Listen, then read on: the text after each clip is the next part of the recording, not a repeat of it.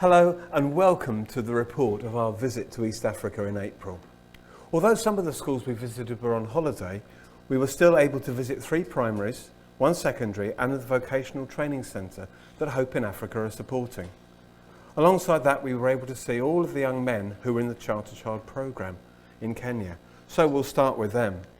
We arrived in Kenya first and were able to see Daniel, who told us that he's cutting hair and running a salon and making enough money to pay his rent, buy his food, and also have some over for new football boots and a new phone in recent months. Peter, who sometimes does car mechanics, mainly now though, is a farmer on his late grandmother's farm in Nyahururu.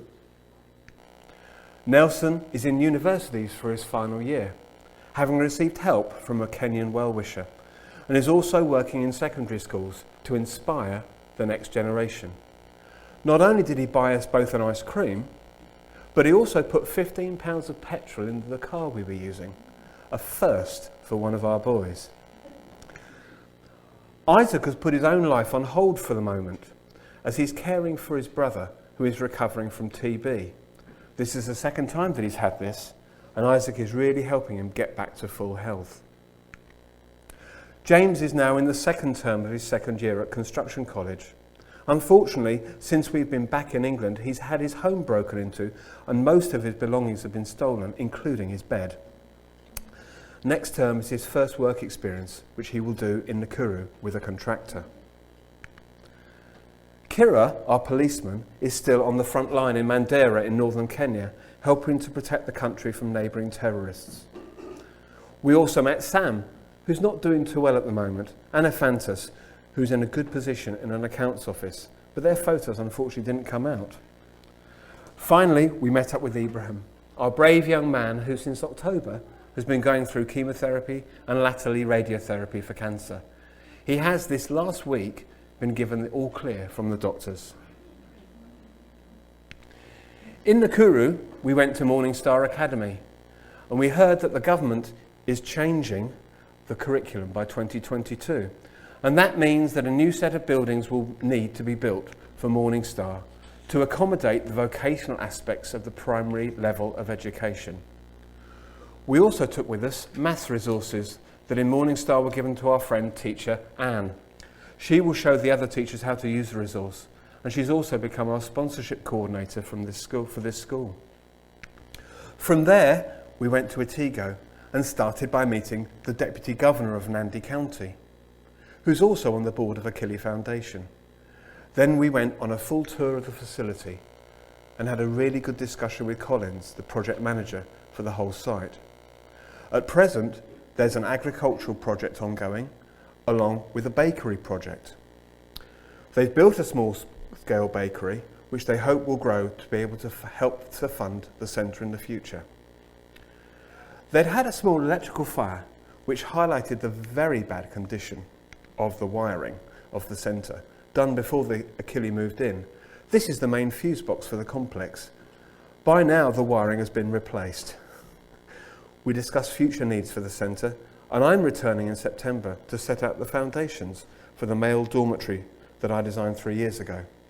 Hope in Africa will be supplying the funds for the foundations of this building.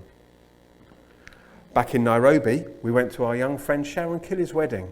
It was an amazing time, made very special for us in this way. In Kenya, there's normally a large wedding cake to be cut up for the guests, then one for each set of parents. A third one was made and presented to us as Sharon's white parents. A real honour that showed us just how much we're part of this family. Then we travelled over to Uganda and firstly met with Sebastian and Lydia Juma, the directors of Elohim Nursery and Primary School in Nalaweraway. We were greatly encouraged to find that the school population has increased from 106 last year to 205 now. There was also a real buzz in the school, which was so good. The turnaround was due to Sebastian following God's instructions to allow orphans back into the school, and since then God has blessed them. We also gave them some maths resources. They need a well for a dedicated water supply.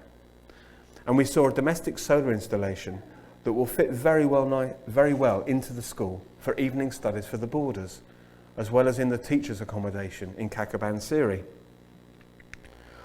Over in Kakabansiri, just a few miles from Lugazi, we were able to see great strides in the construction of the teachers' homes that we've been building. We also look forward to the next project of building a school hall, which is vital to Ray of Hope School getting government registration. We met with Divine, who is a widow, and her family. Donors have helped with the building of a pit latrine and a bathroom for them.